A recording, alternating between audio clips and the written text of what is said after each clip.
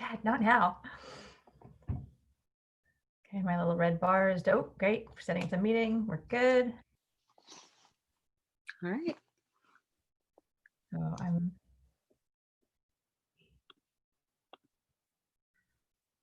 All right. Okay, so I'm just going to copy this link and send it around. I'm going to send it to you, Drew, and if you want to put it up on your various Facebooks, and I'm going to go put it on the Sojourn Facebook as well. And so for those of you who are watching possibly a recorded version, we will be right back as we work out our technical issues. Oh, yeah.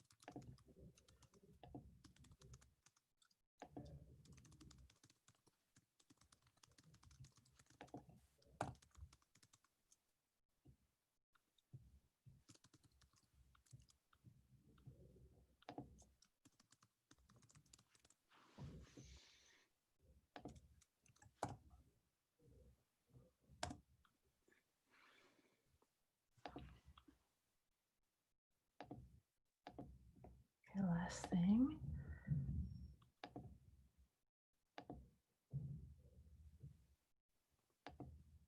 Okay. Awesome. So it's 1:57. So we'll give folks a few moments to tune in and get settled. And just for the chatting purposes, why don't you tell me what part, what's the weather outside of your house look like? Kind of gray, cool, nothing really exciting. Okay, Rebecca says that oh wait, I got it. All right, so we're getting close, folks. For those of you who may be watching this retroactively, we're going to get started any moment now. We have posted our live link all around. And for those of you who may already be tuned in, welcome, welcome. We're going to get officially started here in just a few moments. All right. And I'm sure there's music. Sing us a song, Drew. I should have had music playing on in the background. I don't think you want that. No, you're not a singer. No. Just not. Awesome. All right.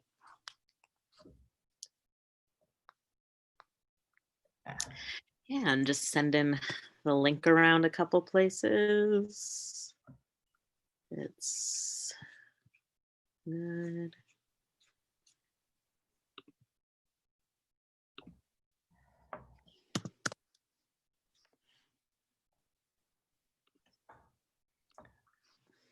All right, well, just in case there are folks who are already tuned in, and I guess I can go and check and see what's happening on, we're both adorable. Oh, good. Yeah. All right.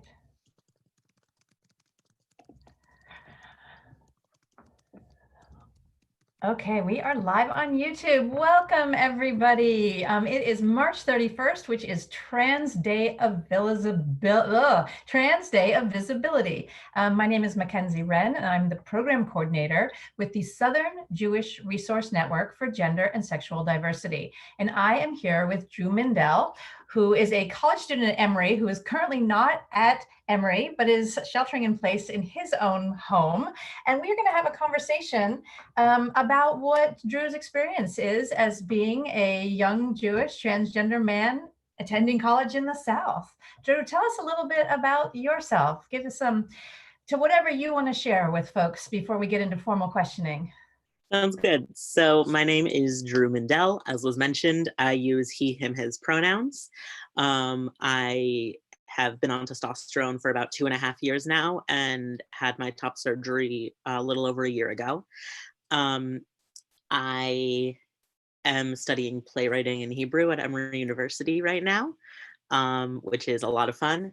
And right now I am hanging out in Connecticut, um, which is not very warm, but it is what it is. I started questioning my gender identity when I was about 14, and I was 16 when I came out to my parents and my school and really started my social transition. Um, yeah, there are always bumps and there will continue to be bumps, but right now things feel good, and I'm just excited to have this platform to talk about my experience with y'all. Fantastic. And I thank you for the reminder. I meant to say that I use she, her pronouns, and I completely forgot. So forgive me for that. Yes, I use she, her pronouns. So you said you're studying Hebrew and playwriting. So I actually want to start there first. Go for That's it. usual and wonderful combination. So let's start there and then we'll get into some of your other experiences. Yeah, so the playwriting I knew that I wanted to do when I applied to Emory. When I was looking at colleges, my junior and senior years of high school, I was looking for schools that had strong interaction between their English creative writing and theater programs. And I found Emory at a college fair. We were talking about that, and they said that they had a playwriting major, and I was just sold. I applied early decision. I got in, Baruch Hashem, and here I am now. Um, And are you going to Hebrew, write plays in Hebrew? that is the question that I am always asked. I have not yet reached that level of proficiency. Um, Hebrew, I actually had no idea that I wanted to study. I took Spanish for 6 years in middle and high school. And what happened was I was going to try to continue Spanish, but I was on a camping trip during the placement tests. And I didn't realize that I could have like requested a different date. So I just couldn't take an online placement test in the middle of the woods. But Yeah. Emory still requires 2 semesters of a language. So I was thinking, well, what am I going to do? And I knew how to read Hebrew from growing up in a conservative Jewish community. And I figured, hey, I have a little bit of a leg up. I might as well take this class. And I fell in love with it. And by the end of those 2 semesters, I knew that I wanted to keep studying it. So now it's my minor. I love that. That is fantastic. Well, I that's a great. actually, um, I was actually made the recipient of the Emory Language Center's Achievement in Hebrew Studies Award this semester, Mazel which tov. I'm excited about. So I Yes. thought I'd share it with you. I'm so glad that Mazel Tov indeed. That's fantastic. It's also a perfect segue to our first question, which is really your experience about being transgender and Jewish. How have those Yeah, identities come together, separated, collided, merged? I think I've really taken an interest in bringing those identities together as much as I can. I grew up Jewish. My mom was raised a little bit closer to Orthodox, and my dad was raised Reform. So when they brought me up conservative, which for those of you who don't know is right in the middle. Um, and so I went to a conservative synagogue for years. I had a bat mitzvah when I was 13. It was wonderful. Dr. Seuss themed. We still have the centerpieces. Um, and being Jewish was a big part of my life. I mean, as I grew up in a relatively Jewish area in Connecticut, but you still had the people who didn't understand the holidays, the kids in the class who would make fun of you because there are 8 days of Hanukkah, but 12 days of Christmas. So Christmas is better. And you would just kind of sit there on your hands trying not to tell them that Santa doesn't exist because you could ruin their lives if you did. But I'm sorry if anybody watching still thought that Santa Claus existed. I think I'm safe now. I really didn't realize that being transgender was an option. I knew that I was Jewish and I liked being Jewish. I think the first time that I really saw the experience of a transgender person was on an episode of Chopped when I was about 10 or 11. And there was a transgender man who competed on Chopped, which is hilarious because I love to cook. And they had that little like sequence of clips about him at the beginning of the episode where he talked about his life and his experience. I just kind of looked and I went, oh, you can do that. And then I just kind of filed it away and went back to living my life. But when I was, I want to say 12 or 13, 12, one of those, I started questioning my sexuality. I had met a girl at summer camp who was very nice and very pretty, and I didn't really understand my feelings about her. Looking back on them now, I do identify as a gay man right now, and I think that those feelings might have had something more to do with idealizing a version of myself that I couldn't attain and that I wasn't going to be able to attain, and that's a whole other thing. Right. But around that time, I'd gotten my first cell phone. I was on the internet more, and so I started doing research. I started exploring, and as I became more and more connected with the LGBT community through the sexuality portion, I became adjacently more familiar with the gender portion. And it got to a point where I realized, oh, that thing that I just kind of filed away in my brain from that Chopped episode when I was 11 actually is really pertinent right now. And I'm reading about all these experiences from other people who have gone through something similar, and this just resonates and it feels right. I spent a few years trying to push that down. And when I was about 16, I decided that I couldn't do that anymore. And so I had told a couple of friends to begin with, but the thing that was preventing me from making it more widely known was I didn't know how my parents would react. And so once I told my parents, I kind of let that be the tipping point for really pushing me into social transition. I emailed my teachers. I made posts on social media, just getting my new name and pronouns out there. And that was that. And I started transitioning. And then in that time that I'd been thinking about all of that, I think I really let my Judaism kind of fall. I just didn't understand that they were things that could coexist, because you always hear a lot about conflict between religious groups and the LGBT community, and I just hadn't processed that I could do both. But I started missing that part of my life. I want to say I was 17 when I started wearing a kippah full time. I actually don't have one on right now because I'm in my room, but when I'm not in my room, I wear a kippah. And I've slowly just started folding it in more and more. My last spring in Connecticut, before I left for school in Georgia, I worked with my rabbi and my cantor at my synagogue back up here. And we had a little ceremony to change my Hebrew name. I read from the Torah. They threw candy at me. It was great.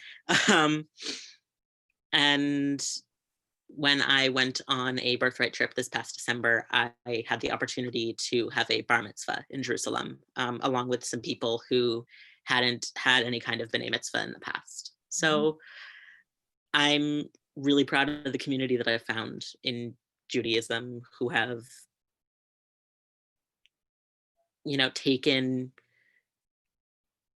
my challenges and my experience in stride and said, we want to make you comfortable here and really let you be a part of the Jewish community in as full a way as possible. Were you the first in your home synagogue to transition? I believe so, yes.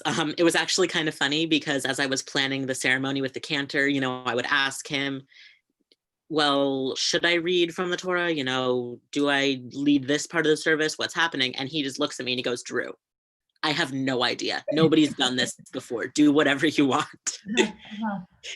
But he was open to co-creating and meeting your needs. And would you say that your experience with that synagogue was, in general, the synagogue was ready to be welcoming and was welcoming? It was. younger members of the synagogue were pretty good about it, and a lot of the older members of the synagogue just forgot who I was.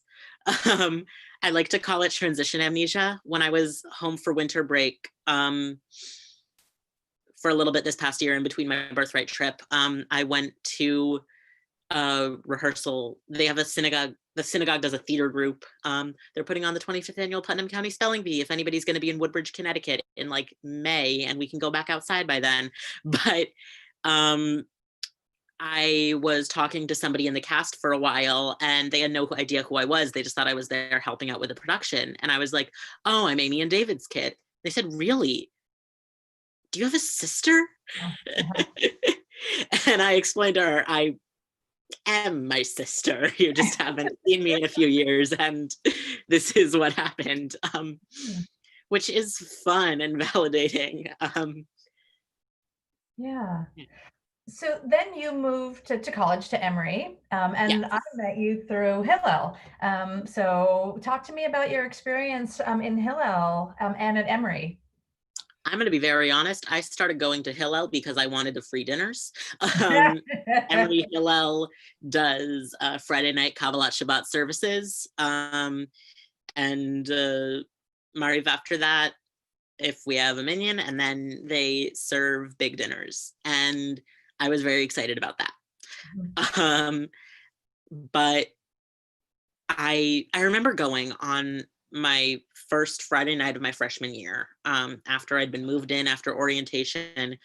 And I thought, well, I don't know a lot of people yet. And I never really went to Friday night services consistently back in Connecticut, but I decided, hey, why not go now? Why not see what it's about? And I remember there was a student leading Kabbalat Shabbat, and I don't remember which prayer it was, but it was like Chavul Adonai or something, and they had this really fun upbeat tune for it, and the student leading and some of the faculty members and some of the students started dancing, and like just in the little aisles of the seats that had been created. And I remember getting up and like dancing with them, and it was like that fun shuffly like Jewish way of dancing where it's like da, da, da, da, da, da, da, da, da. But I remember just being there and thinking, wow, these people just love being Jewish. Like there was so much love in that space. And I didn't know pretty much anyone yet. I had met maybe 3 people who I still talk to today. And just going there, I really fell in love with it.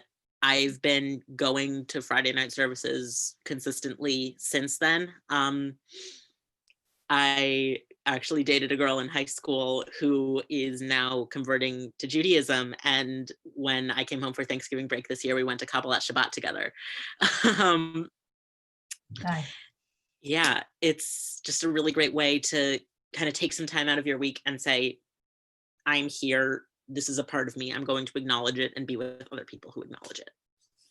So how have you seen yourself represented in texts?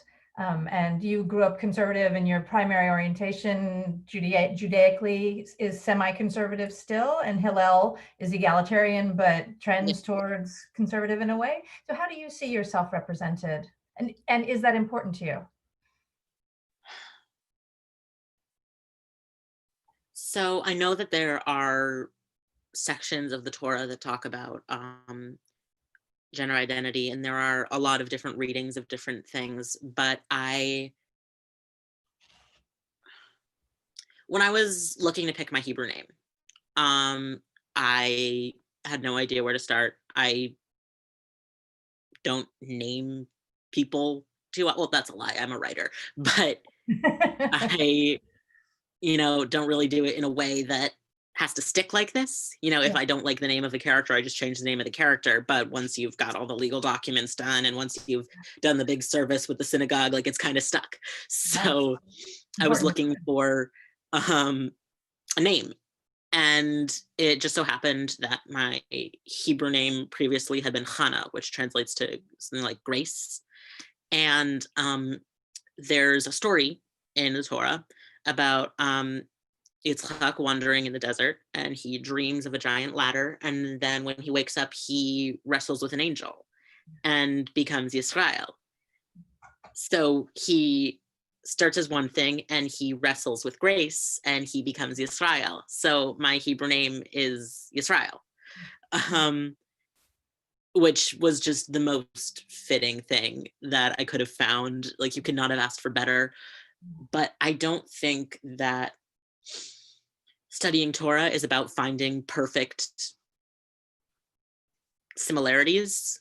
You're not going to find verisimilitude in, you know, not necessarily a mythical text, but kind of a mythical text in that way. You're going to find things that have themes and have lessons that relate to you. You know, that's why we give Dvar Torahs. That's why we analyze the text. That's why the Kabbalah exists. It's because we want to find greater meaning in these very simple stories. And so that's kind of what I've taken to, is finding the parts that resonate and figuring out why they resonate. So I know that for some trans people and some queer people, they have turned away from their Judaism because of that, either the feeling of not being welcomed or that not being able to see themselves in the text. And I wonder if there's any messages that you have for that particular community in terms of how to draw on on Judaism as a spiritual tradition as a queer person. So to talk about that, I think I have to talk about my ex-girlfriend from high school, because she is actually also transgender. And it was like the kind of thing you'd find out of a telenovela. We dated for about our entire senior year of high school. And when we started dating, I was out and transitioning, and she was identifying as non-binary with kind of a more of a masculine tint. And as we dated over that year, she kind of developed more, like, understood her gender more. And by the time we broke up, she was going by she, her pronouns, presenting as a woman, all of that. And I realized, okay, I'm gay. This isn't going to work. And we had that conversation, and we still remained really good friends. But a little while after we broke up, she told me that she wanted to convert to Judaism. She'd come with me to Hanukkah celebrations, to Seder's. She was there for the ceremony when I changed my name. And my parents had just found out that she broke up. So when I mentioned that, or that we'd broken up, so when I mentioned that, they were kind of skeptical, like, oh, are you sure she's not just trying to get you back? And I had to explain to them, no, she wants to be Jewish, which they had no understanding of, because why on earth would a Black transgender woman want to be more marginalized? Yeah. But I think there is strength to be found in a community that has been beaten down so much over the centuries. We're Jewish people are survivors. We are fighters. We have clawed our way into everything that we have. And there's still so much beauty to be found in it. And I would say no one is saying that you have to practice everything. No one is saying that you have to be a perfect Jew. I use my computer on Saturdays. I ate shellfish this summer because I was living on Cape Cod, and how could you not eat shellfish when you're living on Cape Cod? But even if it's just one song or one practice, there's something in there that you can take and make your own. I remember, there are a few different versions of how this story got started, whether it was someone went to their rabbi and asked because they were a woman or because they were queer or whatever it was. But there's a story that somebody went to their rabbi and asked, what room is there for a woman studying Torah or being a rabbi? And he said, there's as much room for that as there is for an orange on the Seder plate. Yep. And so people have started putting oranges on their Seder plate to mark that there's space for you in this community. And I think that that is really what I have to say is be the orange on the Seder plate. Like, too bad if they don't want you there. Be there anyways. That's what Jews have been doing for our entire history. Yeah, absolutely. And I love we at Sojourn and I personally really push back on that idea of a bad Jew, because that's almost the first thing you always hear Jews saying, well, I'm a bad Jew because I this, that, or the other. And that is definitely part of my mission in the world, is that if you're Jewish in the way that you're Jewish, and there's no bad Jews, right? Just as there's no good Jews, there's individual ways to be Jewish. And we are such small amount of people in the world that we need each other, and we need each of us to be the Jew that we need to be. So I have a friend's dad who, my friend told me that her dad would say this whenever one of her friends would come over for a Shabbat dinner or something, and they would say, oh, I guess I am Jewish, but, only on my dad's side, but we don't really practice. And they would try to qualify it. And her dad would go, if you're Jewish enough for Hitler, you're Jewish enough for me, which is quite a way to look at it, but he's got a point. He's got a point, absolutely. So Drew, coming back to Transgender Day of Visibility. So this is 7 years that this has been happening, if my understanding is correct. I don't actually know when and where it started, so I don't know the history of it, but I do know that it's been 7 years, which is fantastic. So why is it important? So I know that the first time I ever heard the word transgender was in the Lady Gaga song Born This Way. And the first time I saw someone's experience as transgender depicted was in the, little intro section of an episode of Chopped. Right. I love that And story. Around that same time, I started reading the Percy Jackson books by Rick Riordan, and I kind of just kept reading them throughout my entire life because he kept putting out more books and I kept loving them. I was, I think, 13 or 14 when he released his book with his first openly gay character.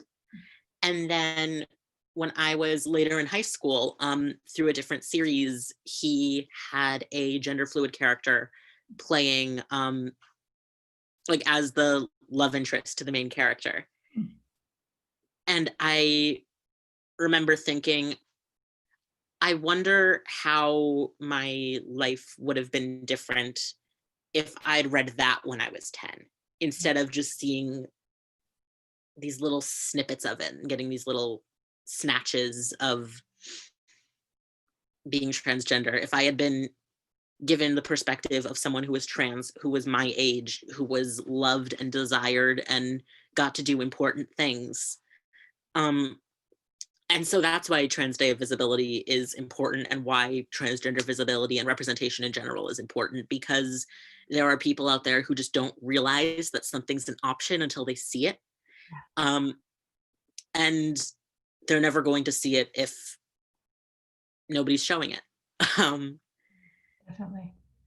Yeah. So with that recognition that if you have met one trans person, you have met one trans person, as everybody has their own individual experience, what would you want non-trans people to know in particular?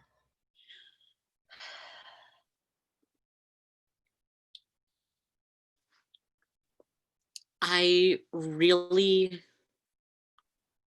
want to emphasize the recognition that our experiences with you are one small experience in a much larger lifetime.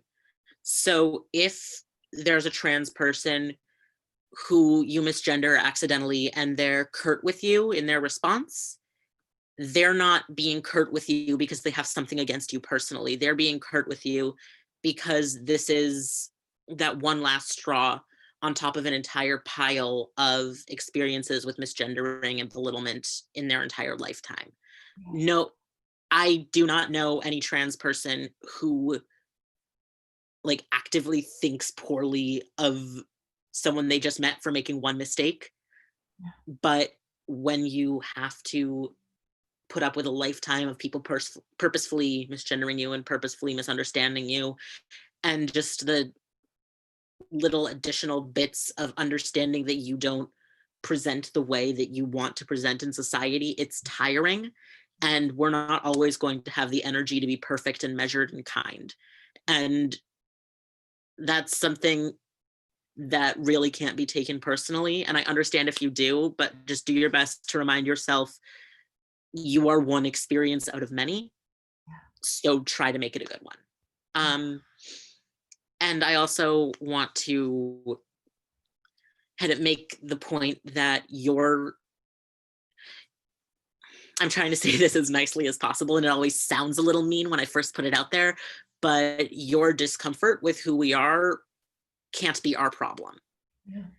Like, there are parents and friends and teachers and all of that who are going to take a long time coming to personal grips with someone in their life transitioning, and that's understandable. I misgendered myself plenty when I was first starting out, but what you have to do is take those feelings and process them on your own.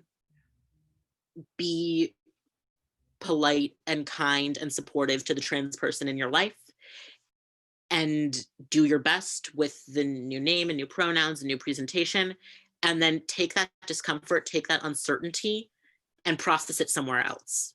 Talk to friends, get a therapist, do whatever you have to do. Read. There's so much out there that you could be reading, but no one owes it to you to be an encyclopedia. And unless they are trained like a therapist and getting compensated like a therapist, no one owes it to you to be your therapist. That is your legwork to do on your own, because we're doing our own legwork on our own. Yeah. Yeah. Great answer. Thank you so much. As we begin to wrap up, we're going to be posting some resources at the very end. And then additionally on the Facebook page, we're going to post different things about how to be an ally, how to be an accomplice, how to, a little bit about Sojourn's Welcoming Communities Project. But as we begin to wrap up, Drew, there's, in this moment where we are all, so many of us are self-isolating, self-quarantining, there may be folks who are in some rough situations. And I wonder what message of hope you might have to folks who are isolated from supportive communities. Yeah. If all things are perfect with your access to internet and ability to be in a quiet space away from people, I say reach out to your communities as much as possible. Just because you're physically isolated, don't let yourself be socially isolated. Find your people, check in on them. I have a couple of friends who went back to situations that aren't super great for them. So I told them, here's what I need. As often as possible, I need you to make me a hyper specific meme about living in your situation, and I need you to send it to me. It can be anything. I do not expect to understand it, but I need you to be able to look at your situation and find something humorous that you can connect with, because this is going to suck. But I understand that things aren't always perfect. Sometimes people can't have reliable internet access or privacy. When I went to summer camp when I was 15, and kind of in that middle stage of I know who I am, other people don't know who I am, I pretended that I was a spy. And my assignment was to pose as a 15-year-old girl at a summer camp to gather intelligence. Just, there's got to be something light in it. There's got to be something that you can engage with, because this kind of stuff can swallow you. Yeah. And I just want to tell you that you are not alone, and you're not wrong in any way for having trouble coping with it. Just do your best to take advantage of everything that you do have, and understand that this is not going to be forever, as suffocating as it seems. Yeah, definitely. Drew, as we begin to wrap up, I'm going to share the screen while we are talking here. And this is the resources from the Sojourn webpage, which is our COVID-19 response page. So if you go to sojourngsd.org, there is all kinds of interesting things here, book lists, and it gets better, right? That's a great resources of people sharing what they have gone through, and like it gets better. There's a community for LGBTQ teens. There's a lot. Some of these are very specific to Georgia, and many of these resources exist in other local communities as well, but some of these national things, and including Keshet, which is Keshet, as a great resource. And as we begin to wrap up, Drew, I just want to say thank you so much for sharing your experience, for being your beautiful, authentic self, and for being willing to take this time with us here at Sojourn. And for those who don't know, Sojourn, our mission is to spread messages of hope and welcoming across the Jewish and non-Jewish communities in the South. We work primarily in the Southern region, and we do welcoming communities projects, we do mental health training and counseling, and we also are doing sex ed queries, where we will be presenting sex education from a queer perspective. And Drew is one of our main facilitators and co-creator of the curriculum. So I hope you watch the Facebook page for additional information about that project, because we believe it's an incredibly innovative project and we're super excited about it. Surprisingly, it's taken a little bit of a slower road because of this current crazy situation that we all find ourselves in, but it will be happening. And it's send in your questions, send in what you would like to see from a sex ed curriculum. And Drew, why don't you say real briefly, I'm going to take off the screen share for a second, and why don't you give us a quick moment of some of the topics that y'all are going to be talking about? Sure. Yeah, so I actually first became involved in Sojourn through Sex Ed Queries, through my wonderful friend and co-facilitator, Allison. We are planning to cover a lot of our bases on, what a healthy body looks like and how to identify when something may be amiss. We're going to talk about relationships and communication, attachment styles. We're going to talk about um, God, there's I a know, whole right? There's a curriculum lot. about Say mental out health, loud. about self-image and fostering a good relationship with yourself, about the different pressures that are on young queer people. And we have a whole section of videos that's going to be dedicated to how these topics relate to Jewish Musar soul traits, which is a fun, accessible way to incorporate the Jewish aspect into our curriculum. So I hope that you all check that out. Fantastic. All right. Well, everybody stay safe, be well, wash your hands. Wash your hands. Thank you.